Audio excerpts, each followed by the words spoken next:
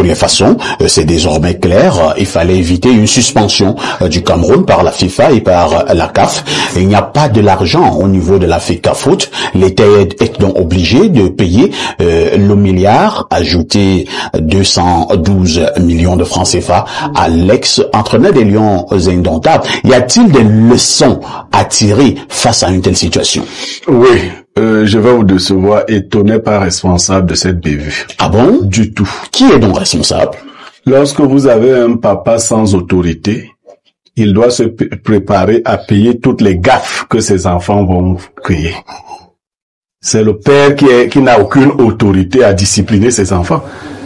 Si mon enfant marche avec moi, il vient casse la vitre de votre voiture, qui paye? C'est moi qui paye. Et c'est moi qui n'ai pas bien éduqué mon enfant. Il y avait un jeune scientifique qu'on appelait Frankenstein, qui avait décidé de fabriquer un être humain qui ait des capacités supérieures à Dieu. Il se faisait accompagner d'un autre jeune bossu qu'on appelait Fritz. Ils sont entrés en laboratoire et ils ont commencé à prendre des parties humaines des êtres qui étaient puissants et forts. Ils ont fabriqué en laboratoire un monstre. Vous savez, le monstre que fabriqué par eux a tué beaucoup de personnes, les a tués eux-mêmes également. Vous comprenez qui est le monstre que l'État a fabriqué, non? Non. Mais...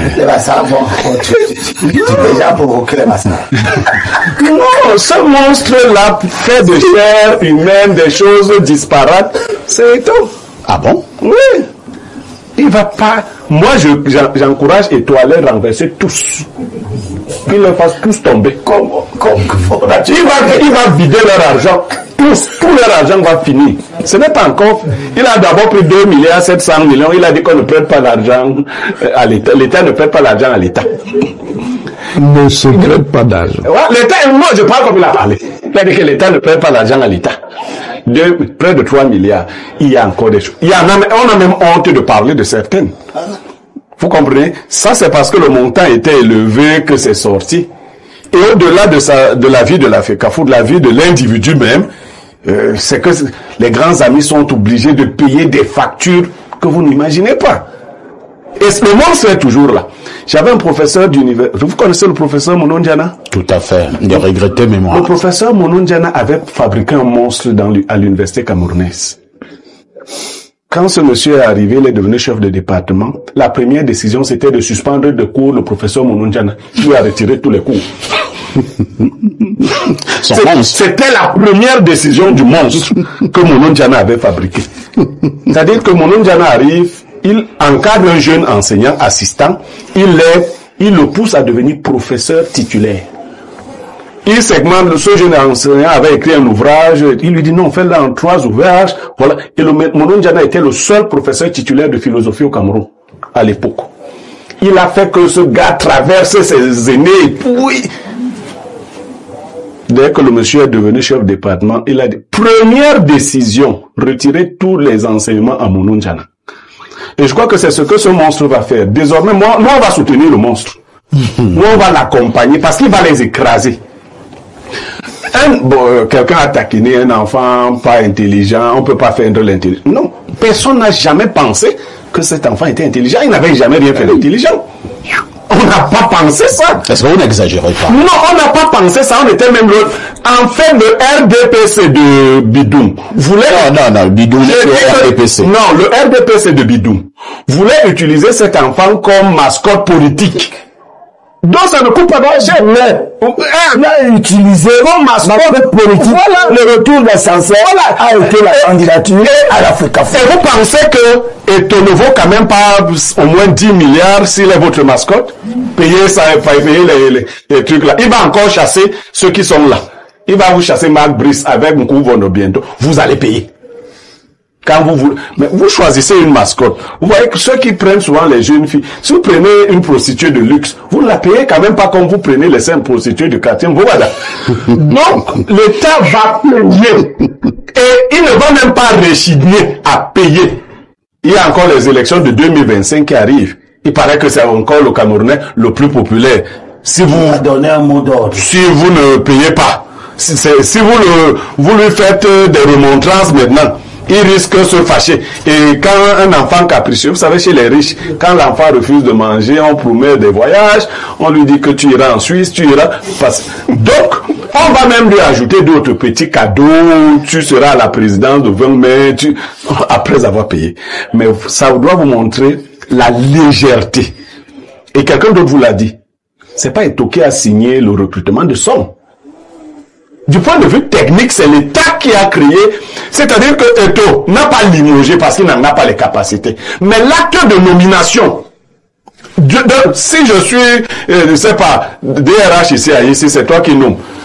Sans me montrer la lettre, moi on m'avait enlevé quelque part comme ça, on m'a pas dit comment enlever, on a seulement nommé quelqu'un là où j'étais.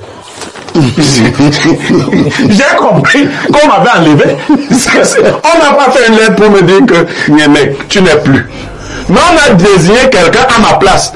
J'ai d'abord voulu faire le fou en demandant si nous serons deux. On me dit que non, mais... Donc, on a nommé des entraîneurs, toute une équipe, à la place de l'équipe de Conceição. Par ce fait-là, on les a limogés. Parce que Eto'o n'avait pas la possibilité de donner une lettre de limogeage à Conceição. Mais on a nommé, l'État du Cameroun a nommé, sachant à quoi il devait s'attendre. Puisque moi, le combien a été conseiller du chef de l'État en matière juridique, vous savez ça? Tout à fait. À la présidence. Moi, de l'autre côté, vous dit que non. Si on fait ça comme ça, ça va nous coûter cher. On a dit, fais ça comme ça. Et toi, des cas, et tout dit, on fait ça comme ça. Et il a fait. Ça a tardé. Et vous savez, nous, on est en train de négocier en coulisses, hein. C'est aussi en milliards. On veut qu'il baisse un peu, on dit qu'il est camerounais. C'est aussi 7 milliards. C'est aussi en milliards. On négocie, on dit que non, tu peux pas vider l'État du Cameroun. Tu es quand même un fils de ce pays. Professeur Owenangimi, pour affaire Conceição, on dira que c'est déjà entre guillemets réglé. Le ministre des Finances va débloquer le milliard et les 212 millions. Entre-temps, il y a encore affaire Coq Sportif, qui est aussi en milliard, certainement, qu'on devrait également dédommager le Coq Sportif. On a cité d'autres affaires tout à l'heure. Alors, finalement, est-ce que les caisses de l'État ne vont pas se vider pour une affaire qui concerne la FECAFOOT? Il peut y avoir des contraintes pour les caisses de l'État, compte tenu de la gestion interne de certains dossiers à la FECAFOOT. Mais au-delà, ce qu'il faut comprendre, comme je vous le disais, c'est la géographie du pouvoir. La géographie du pouvoir, c'est que c'est l'État qui, malgré la pression de la FIFA et de la CAF, contrôle le football au Cameroun et particulièrement le football des sélections nationales. Il faut pas oublier que la Fédération camerounaise de football bénéficie d'une concession de service public qui est faite par l'État. Et avec cette affaire, vous comprenez pourquoi le système de régulation de toute cette affaire s'appuie donc à la fois sur un texte normatif, un décret, et sur une convention. La convention permet de répartir les rôles respectifs des acteurs. Professeur, dans tout ce que vous expliquez là, il est également prévu quelque part que si... Attends, j'ai pas fini. Laisse-moi poser la question, professeur. Dans tout ce que vous expliquez là, il est prévu quelque part que si un président de la FECAFOOT abroge de manière abusive un contrat d'un sélectionneur, l'État paye? C'est prévu? De manière pragmatique, la Fédération camerounaise de football n'a pas un niveau significatif de ressources pour que ce ne soit pas l'État qui paie. Mais la FECAFOOT a un niveau significatif des décisions, y compris des Justement, comme la FECAFOOT, non, je ne protège personne, monsieur Niémé. Comme la FECAFOOT n'a pas ses moyens, ça signifie, et même la FIFA est obligée d'en tenir compte, puisque maintenant qu'il faut payer, qui paye? C'est l'État du Cameroun qui paye. Donc ça veut dire que dans la gestion du football au Cameroun, il faut tenir compte de la présence de l'État. Maintenant, le problème objectif, c'est que l'État doit aussi veiller à ce que précisément certaines décisions ne créent pas un mécanisme de dépenses supplémentaires récurrentes. Professeur, après tout ce qui s'est passé là avec l'affaire Concessao, où nous sommes en train de perdre de l'argent, des grosses sommes. Maintenant, il y a affaire corps sportif, comme je ne fais que le dire.